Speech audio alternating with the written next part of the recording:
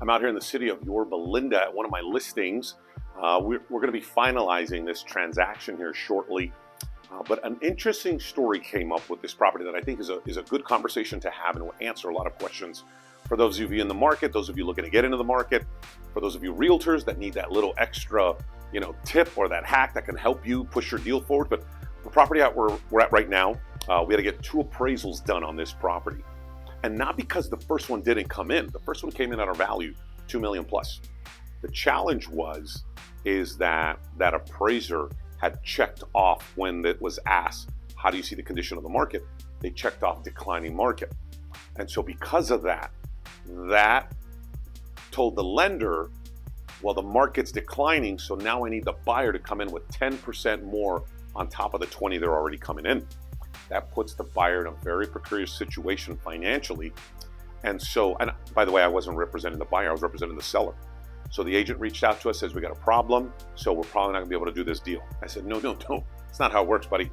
This is where we make our money. This is why people hire us, why we earn the commission we do. It's because now we have to figure out, how do we make this deal happen under the same terms we agreed upon so that everybody wins? And so I asked for a copy of the appraisal report. And when I looked at it, what I was looking for was the numbers they computed that would determine a declining market. I saw some discrepancies. So I went to work, right? 24 years of doing this, 1,000 sales under my belt. We've been here before. We know a thing or two of what to look for. I'm not saying it was a bad appraiser. I'm just saying there was a small human error and we found it. So we put together a new proposal, sent that to the appraisal group, and simply asked them if they would be kind enough to look at the numbers again based on the data we provided showing a stable market. They actually said, no, we're not. So now what do? Buyer still wants the home.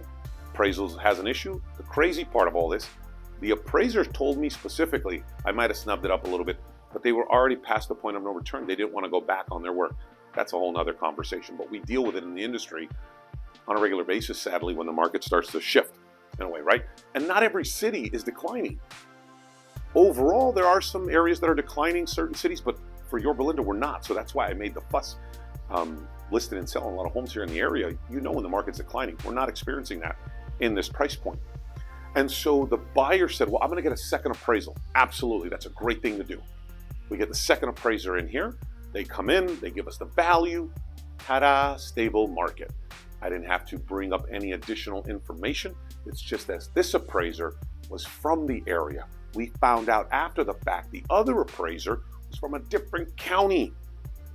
They got the gig, but they just didn't know this market overall. So they were just kind of templating it a declining market because the market that they cover is.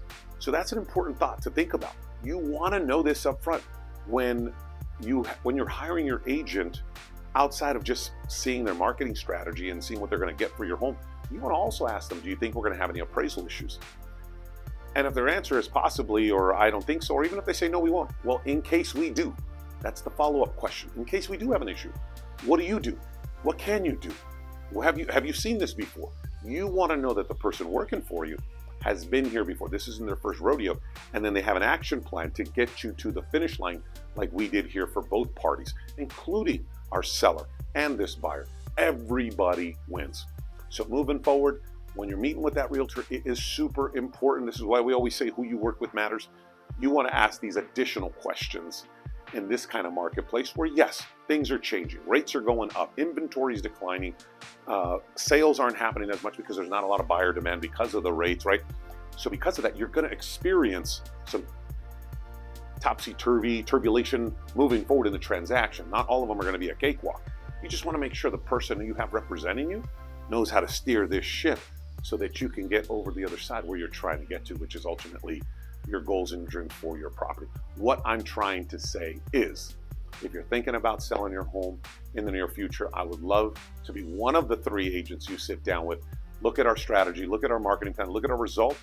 And I think if you benchmark that against any other agent in town, you'll be very pleasantly surprised with what we can do for you. So I'm a call away, a DM, message me, comment here, 714-335-0844.